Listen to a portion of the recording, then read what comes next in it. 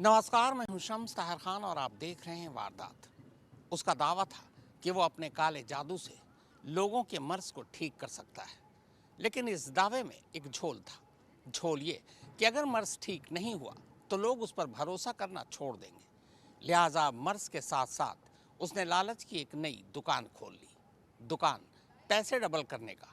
अब वो ये दावा करने लगा कि वो पैसे डबल कर सकता है।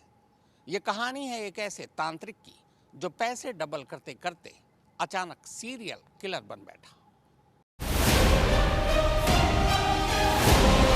दिल्ली में पीरागढ़ी फ्लाईओवर के पास रविवार 8 फरवरी की शाम ये टाटा टिगोर कार लोगों को कुछ इसी हालत में सड़क के किनारे पड़ी मिली। कार का नंबर था DL7CU 6492।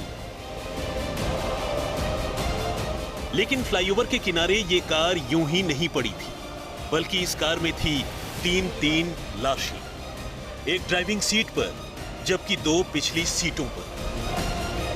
मरने वालों में एक महिला भी थी। मामला पहली ही नजर में बेहद रहस्यमयी लग रहा था, क्योंकि तीनों की मौत की वजह समझ में नहीं आ रही थी। किसी को यह हादसा लग रहा था, किसी को मास सुसाइड तो किसी को कत्ल। अब इसी केस से जुड़ी एक दूसरी तस्वीर देखिए।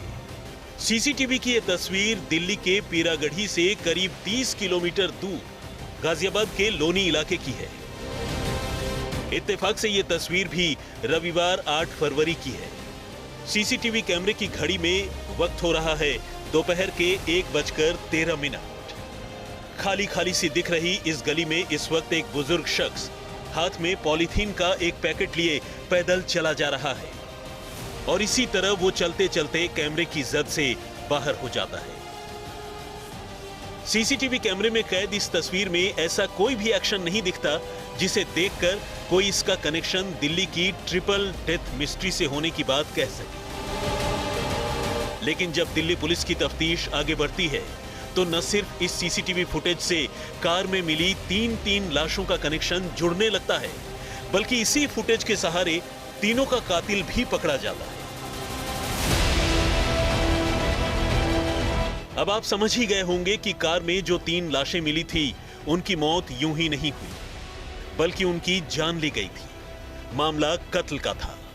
लेकिन आखिर इस ट्रिपल मर्डर के पीछे का मोटिव क्या था, और आखिर इस पूरी वारदात को कैसे और किसने अंजाम दिया? तो आइए इस कहानी को सिलसिलेवार तरीके से समझने के लिए आपको एक बार फिर से पीरागढ़ी के उसी लोकेशन में लिए चलते हैं जहां कार से वो 3 लाशें बरामद हुई।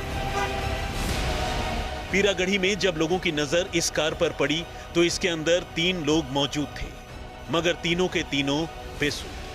करीब 75-76 साल का एक बुजुर्ग शख्स ड्राइविंग सीट पर, जबकि 40-45 साल की एक महिला और पुरुष पीछे की सीटों पर। मगर ये लोग कौन थे, कहां से आए थे? भीड़ भरी सड़क पर कार के अंदर तीनों एकाएक बेहोश कैसे हो गए? ऐसे तमाम सवाल लोगों के जहन में थे। लोगों ने कार में इस तरह 3 लोगों को बेहोश देखकर पुलिस को खबर दी। आनन फानन में पहले पुलिस कंट्रोल रूम की टीम मौका वारदात पर पहुंची, और फिर दिल्ली के पश्चिम विहार थाने की पुलिस ने भी बताई गई जगह का रुख किया। कार के अंदर बेहोशी की हालत में पड़े तीनों लोगों को किसी तरह बाहर निकालकर संजय गांधी अस्पताल ले जाया गया। लेकिन अस्पताल के डॉक्टरों ने तीनों को मुर्दा करार दिया, यानी ब्रॉट डेड। रविवार को पीरागढ़ी इलाके में तकरीबन 3:30 बजे फ्लाईओवर पर ये जो टाटा टिगोर आप गाड़ी देख पा रहे हैं, इसी कार में 3 लोगों की लाश बरामद हुई। जो गाड़ी का नंबर है आप देख पा रहे हैं DL7CU 6492। ये कार सुनसान खड़ी थी पीरागढ़ी फ्लाईओवर पर। 3 लोग इसमें पड़े हुए थे बेसुध हालत में, जिसके बाद पुलिस को PCR कॉल की गई, और उसके बाद जब पुलिस यहां पर पहुंची तो 2 पुरुष और महिला बेहोशी की हालत में पड़े हुए थे। उनको अस्पताल में जब ले जाया गया तो डॉक्टरों ने उन्हें ब्रॉड डेथ डिक्लेयर कर दिया। बॉडी पर कोई जख्म के निशान नहीं थे। इस वजह से पुलिस जो है आशंका जता रही है कि सुसाइड का ये पूरा मामला हो सकता है। हालांकि जो पूरी तस्वीर है वो जब पोस्टमार्टम रिपोर्ट सामने आएगी तभी साफ हो पाएगी। 3 लोगों के इस तरह कार के अंदर मारे जाने का रहस्य अब गहरा हो चुका था। कार में न तो कोई खून का कतरा था, न कोई हथियार के निशान और न ही कोई जोर जबरदस्ती के सबूत। अलबत्ता कार में शराब की बोतलें, डिस्पोजेबल ग्लासेस और कुछ खाने पीने की चीजें जरूर पड़ी थी। ऐसे में कार को देखकर यह शक हो रहा था कि शायद तीनों की मौत खाने पीने के दौरान हुई फूड पॉइजनिंग से हुई, या फिर तीनों ने एक राय होकर कोई जहरीली चीज खा ली, यानी सुसाइड कर लिया। मगर एक पहेली यह भी थी कि कार में पुलिस को न तो कोई सुसाइड नोट मिला और न ही मरने वालों के मोबाइल फोन से ऐसी कोई बात पता चली। उधर मरने वालों के घर वाले इस वारदात में सीधे सीधे किसी साजिश का इल्जाम लगा रहे थे। उनके मुताबिक ये केस सुसाइड का हो ही नहीं सकता था। शाम को 4 बजे सर कॉल आती है पुलिस वालों की कि ऐसे ऐसे, मतलब वो गांव में फोटोज वगैरह भेजते पुलिस वाले कि भाई इसको पहचानना एक बार, तो वहीं से पता चलता है कि ऐसे ऐसी बात हुई। तो आइडेंटिफाई कर लिया था हमने। उसके बाद में पता चला कि वहाँ ऐसे 3 आदमियों की, तो वहाँ गए थे तब, पर अभी तक कोई सेटिस्फैक्शन वाली वो चीज़ मिली नहीं है कुछ ऐसा। 2 आदमी पीछे बैठे हैं, ताऊ जी ड्राइव कर रहे, तो ये भी पॉसिबल नहीं है क्योंकि कंपलसरी बात है यार, जो यार दोस्त होते हैं या जब बैठ के जाते हैं तो 2 तो आगे बैठेंगे, एक पीछे बैठेगी लेडीज है तो वो, लेकिन वो दोनों पीछे बैठे, वो चला रहे, तो वो थोड़ा तो पुलिस शुरुआती जांच में कह रही है कि आत्महत्या का मामला लग रहा है। नहीं, आत्महत्या का नहीं है जी, बिल्कुल भी। क्या लगता है आपको? क्या हमने तो देखा है जी, आत्महत्या होता है तो कोई ना कोई जी बाहर आती है, मुंह से झाग झूग निकलते, कोई ऐसी बात होती, ऐसी कोई नौबत नहीं है। जो परेशानी वाली बात है ये कोई साजिश वाली बात है बिल्कुल, और कोई सी बात नहीं। अब आउटर डिस्ट्रिक्ट यानी बाहरी दिल्ली की पुलिस ने इस रहस्यमयी ट्रिपल डेथ मिस्ट्री की जांच चालू की। सीन ऑफ क्राइम का मुआयना करने के साथ साथ पुलिस ने कार का चप्पा चप्पा बारीकी से छान लिया। लेकिन जब पुलिस को कार में किसी जोर जबरदस्ती के निशान नहीं मिले तो फिर पुलिस ने डिजिटल इन्वेस्टिगेशन की शुरुआत की। अब तक मरने वाले तीनों लोगों की पहचान साफ हो चुकी थी। इनमें एक थे 76 साल के बुजुर्ग रणधीर, दूसरे 47 साल के शिव नरेश और तीसरी 40 साल की लक्ष्मी।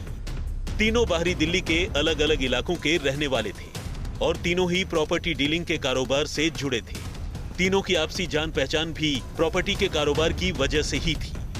तीनों के घर वालों ने पुलिस को बताया कि रविवार की सुबह तीनों किसी डील के सिलसिले में घर से निकले थे, लेकिन शाम तक घर लौटने की जगह उन्हें उनकी मौत की खबर मिली। हमारे भाई का नाम शिव नरेश था और मुझे ये आशंका है कि मृत्यु की गई है। हत्या की गई? हत्या की गई है। आपके भाई क्या करते थे और ये कार किसकी है?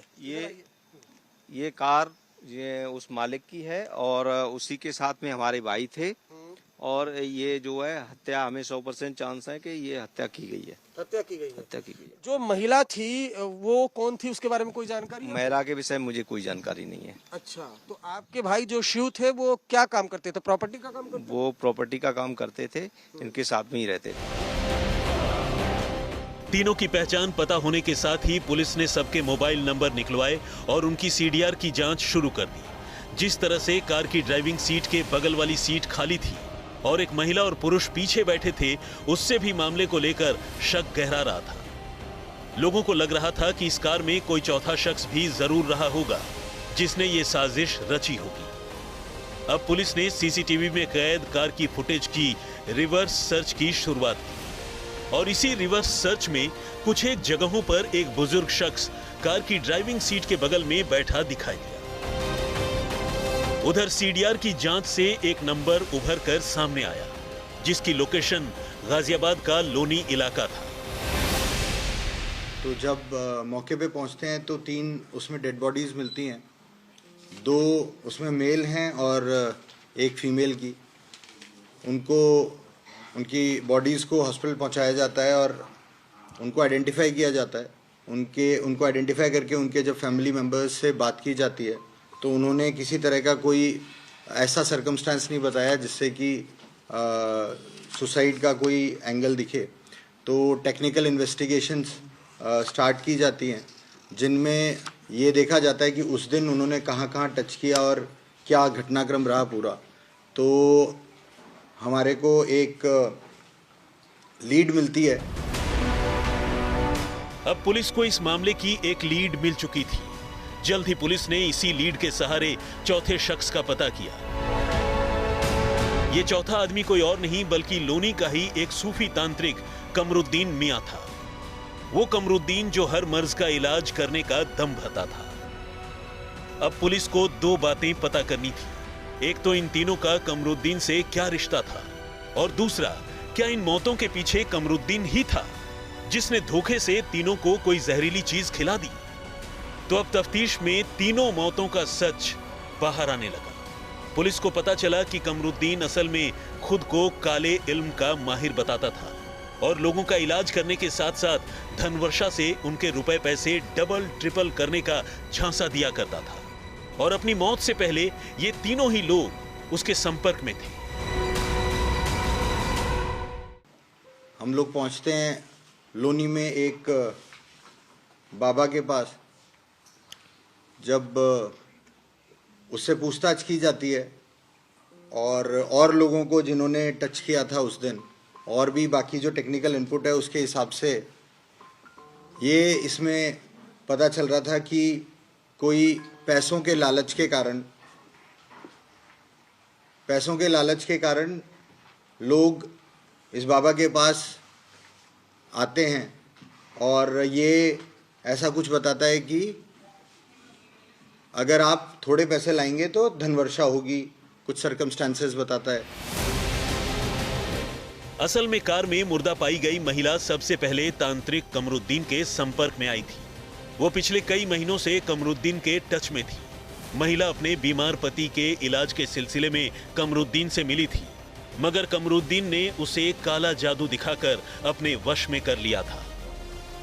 एक रोज कमरुद्दीन ने अपने शॉल से ढेर सारे रुपए निकालने का करतब दिखाते हुए महिला से कहा कि अगर वो 2-3 लाख रुपए का इंतजाम कर ले तो वो अपने धनवर्षा के हुनर से इसी तरह उसे करोड़ों रुपए में बदल सकता है। ये लोग जो डिसीज्ड है, इनमें जो लेडी है वो करीब 3-4 महीने से इसके टच में थी और रिसेंट में काफ़ी बार इससे बात कर रही थी, आना जाना हो रहा था। ये इससे मिली थी इसी की लोकेलिटी में, जहांगीरपुरी में रहने वाले एक सलीम के से। और जब ये पहली बार गई थी तो ये गई थी अपने हस्बैंड को ठीक कराने के लिए। उसको कुछ परेशानी थी, हेल्थ इश्यूज था। वहाँ पे इसने अपना एक जो जिसको बोलेगी एक जादू टाइप का दिखाया, जिसमें एक शॉल से इसने बहुत सारे पैसे निकाल के दिखाए जिससे कि ये लोग लालच में आ जाएं। और उसके बाद फिर ये बोलने लगा कि अगर 2 लाख लाएंगे तो उसके करोड़ों बना देगा। धनवर्षा की बात तो सिवाय झूठ के और कुछ भी नहीं थी, मगर महिला और उसके साथी कमरुद्दीन के भरोसे में आ चुके थे। ऐसे में 8 फरवरी को जब वो महिला रणधीर और शिव नरेश को लेकर अपने साथ लोनी में कमरुद्दीन के इसी ठिकाने पर पहुंची तो कमरुद्दीन ने पहले वहां तंत्र मंत्र का नाटक किया और फिर अपने साथ पॉलिथीन के एक पैकेट में जहरीले लड्डू लेकर तीनों के साथ उनकी गाड़ी में बैठ गया। तीनों को पहले उसने बातों में उलझाया और फिर प्रसाद बताकर लड्डू खाने को दिए। समझा जाता है कि इसी के बाद तीनों की तबीयत बिगड़ने लगी और जब कमरुद्दीन को लगा कि किसी भी वक्त तीनों की मौत हो जाएगी तो वो मौका देखकर कार से नीचे उतर गया। इसी हिसाब से ये इस दिन भी ये लोग पैसा लेके गए थे कि उसका वो मल्टीप्लाई हो जाएगा। उसके अकॉर्डिंग ये इनके साथ आ रहा था कि जहाँ पे भी धनवर्षा कराएंगे वहाँ पे ये बैठ के अपना जो भी करेगा। और वाइल रिटर्निंग इसने इनको जैसा कि कोई लड्डू में कुछ एक इंग्रेडिएंट्स मिला के दिए पॉइजनस, जिनको अभी एसर्टेन कर रहे हैं, और जिनके कारण फिर जैसे ही इसको ऐसा लगा कि अब मेरे को उतर जाना चाहिए तो इसने गाड़ी रुकवाई और ये उतर गया और उतर के वापस अपने घर की तरफ चला गया। दिल्ली से ओपी शुक्ला और अरविंद ओझा के साथ गाजियाबाद से मयंक गौड़ और हिमांशु मिश्र, आज तक। दिल्ली में कार से बरामद 3 लाशों की जांच जब दिल्ली पुलिस ने करनी शुरू की तो अचानक इस तांत्रिक का पुराना इतिहास भी सामने आ गया। हैरत की बात यह कि इससे पहले भी उसने 3 कत्ल किए, लेकिन तीनों ही मामलों में वो जमानत पर बरी हो गया। आइए जानते हैं इस तांत्रिक की पूरी कुंडली को। अपने तीनों शिकार को जहरीला लड्डू खिलाकर तांत्रिक कमरुद्दीन गाड़ी से नीचे उतरा और फरार हो गया। और उधर तीनों ने छटपटाते हुए कार के अंदर ही दम तोड़ दिया। पुलिस को कार से ही करीब 2 लाख रुपए भी मिले, जिन्हें लेकर तीनों धन वर्षा करवाने के इरादे से कमरुद्दीन के पास पहुंचे थे। कमरुद्दीन शायद इन रुपयों के लालच में ही उनके साथ पीरागढ़ी तक गया भी था, लेकिन लड्डू खाने के बाद जब तीनों की तबीयत तेजी से बिगड़ी तो शायद कमरुद्दीन को उनके रुपए चुराने का मौका ही नहीं मिला। पुलिस को जांच के दौरान लोनी का जो सीसीटीवी फुटेज मिला उसमें कमरुद्दीन की ही तस्वीरें थी। इन तस्वीरों में कमरुद्दीन हाथ में जो पैकेट लेकर जाता हुआ दिखा वो असल में जहरीले लड्डुओं का पैकेट था। ये पैसे दिए नहीं थे, ये लोग अपने साथ ही लेके चल रहे थे। बाकी तो अभी इन्वेस्टिगेशन कितने पैसे लगे थे लोग अपने साथ में? 2 लाख जो आया है वो 2 लाख का है। कमरुद्दीन के गिरफ्त में आने के साथ ही उसके तंत्र मंत्र का पूरा जाल बट्टा भी पुलिस के सामने आ गया। पता चला कि कमरुद्दीन लोगों को इलाज का झांसा देकर फांसता और फिर उन्हें धनवर्षा की कहानियां सुनाता और इस तरह उन्हें ठग लेता। उसके साथ कुछ और भी लोग जुड़े हुए थे, जिन्होंने इसी तरह की एक कम्युनिटी भी बना रखी थी जो ठगी का कारोबार करते थे। कुछ लोग हीलिंग के लिए इसके पास आते हैं, लेकिन जब आते हैं तो ये उनसे तो पैसे लेता ही है, इसके अलावा उनको इस टाइप का कुछ दिखा देता है जिससे कि वो इस लालच में फंस जाएं। तो जिन का जैसे जो ये विक्टिम्स हैं, जिन लोग के टच में थे, तो उनको भी हम लोग टच कर रहे हैं। तो देयर इज़ समथिंग कि ये धनवर्षा का लोग एक इस भ्रामक चीज़ में आ जाते हैं और जो मे बी हाथ की सफाई से ये उसको दिखा देता है, या फिर इस टाइप के कुछ ये लोग एक दूसरे में एक कम्युनिटी सी टाइप की है जो एक दूसरे को ऐसे टच में जाती है कि ऐसे धनवर्षा होगी, इस टाइप की कुछ सर्कमस्टांसेस हैं कि इस टाइप की चीज़ें होंगी तब इस टाइप से धनवर्षा होगी। तो जब भी धनवर्षा का टाइम आता है तब ये कोई ना कोई बहाना मार देते हैं कि इस वजह से या उस वजह से ये धनवर्षा नहीं हो पा रही है, डिफेक्ट है कुछ। इस वक्त हम लोग गाजियाबाद में लोनी इलाके में मौजूद हैं, उसी ढोंगी कमरुद्दीन के घर के बाहर, जो 2 लाख रुपए को 3 करोड़ रुपए में बदलने की लोगों को झांसा दिया करता था। कहता था 2 लाख रुपए जमा कर दीजिए और 3 करोड़ रुपए की धनवर्षा करा दूंगा। इस पर आरोप लगा है कि इसने दिल्ली में 3 लोगों की हत्या की है, वो भी जहरीला लड्डू खिलाकर। पुलिस उस लड्डू की जांच कर रही है, विसरा रिपोर्ट का इंतजार है ताकि ये पता लग सके कि किस तरीके के जहर का कॉम्बिनेशन कमरुद्दीन ने दिया था और जो लड्डू इसने जहरीला बनाया था, क्या कोई उसको बनाने में मदद की थी किसी ने कमरुद्दीन की। ये कमरुद्दीन का घर है, परिवार में लोग हैं, लेकिन उन लोगों ने बात करने से साफ इनकार कर दिया, दरवाजा बंद कर लिया है। दिल्ली पुलिस अभी कमरुद्दीन के नए किए धरे की जांच कर ही रही थी कि उसे इस ढोंगी तांत्रिक के बारे में कुछ ऐसा पता चला जो बेहद चौंकाने वाला था। कमरुद्दीन ने ऐसा पहली बार नहीं किया, इससे पहले भी उसने इसी तरह धनवर्षा के नाम पर लोगों को लालच देकर उन्हें लूटा था और उनकी हत्याएं की थी। उसने अपने गृह जिले यानी यूपी के फिरोजाबाद में 2 लोगों की हत्याएं की, जबकि राजस्थान के धौलपुर में भी एक शख्स की जान ली थी। इस लिहाज से देखा जाए तो कमरुद्दीन कोई मामूली कातिल नहीं, बल्कि एक सीरियल किलर है। सीरियल किलर है। अभी तक 2 केसेस हैं और ये तीसरा केस है, और डेथ्स में भी देखें तो ओवरऑल 6 डेथ्स लिंकअप हो रही हैं। तो आई कैन नॉट कमेंट कि सीरियल किलर क्या होता है, but definitely he has killed more than 1 person. Kamruddin के पापों का हिसाब किताब करने के लिए हमारी टीम यूपी के फिरोजाबाद पहुंची, जहां उसने पहले 2 हत्याएं की थी। वहां भी कमरुद्दीन ने अपने शिकार लोगों को गड़ा हुआ धन मिलने का झांसा दिया और उनकी जान ले ली थी। वहाँ पर एक पुतला लगा था नीम पे लटका हुआ, उससे वो भगत का ही पुतला था, वो कमरुद्दीन का। कमरुद्दीन आता जाता रहता करता? यहाँ पे नहीं आया है, वो वहीं पे बुलाता था। वो क्या किस बहाने से बुलाता था? वो ये तो पता नहीं था, भगता ही करता था वो। बहुत अपने आप को बहुत कर रहा भगत। पैसे भी लेता था क्या? पैसे लेता था, इन पे पैसे भी लिए हैं। अच्छा, कुछ ये भी बताया था कि गड़ा हुआ धन है वो मिलेगा? हाँ, ये भी बताया था गड़ा हुआ धन है वो मिलेगा। इसी चक्कर में मारे गए? हाँ, वो वहाँ पे लाके बाउंड्री में मार दिए हैं।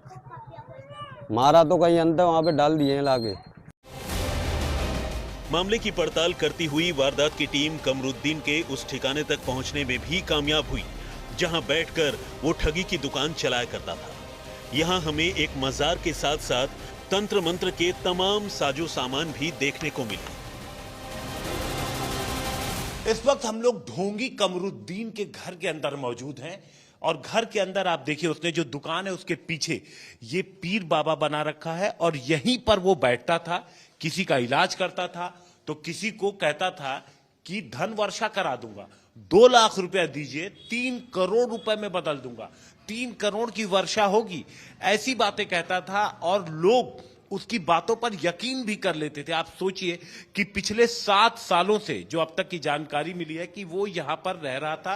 हालांकि इस दौरान उसे पुलिस ने पकड़ा, यहां से ले भी गई, लेकिन आस पड़ोस के लोग उससे घबराते थे। जो हमने बात की, लोगों का कहना है कि लोग डरते थे कि कहीं कुछ कर देगा, क्योंकि कोई उसे तांत्रिक के रूप में जानता था, कोई उसे बाबा कहता था, हर मर्ज की दवा इसके पास है ये कहता था, धन वर्षा तो कराने का ये दावा करता ही था। इसी दौरान लक्ष्मी इसके संपर्क में आई और लक्ष्मी अपने पति का इलाज कराने पहुंची। ठीक इसी जगह पर अब से 3 महीने पहले लक्ष्मी अपने पति के साथ पहुंची और यहीं पर बैठकर उसने एक ऐसा स्वांग रचा कि उसने जब शॉल हटाया तो उसमें से पैसे निकले, गिरे अलग अलग जगहों पर, और उसने कहा कि ये धन वर्षा है, ये एक तरीका है जिससे कराया जा सकता है, एक तय वक्त पे होता है, पैसा जमा करो मैं तुम पे भी धन वर्षा करवा दूंगा।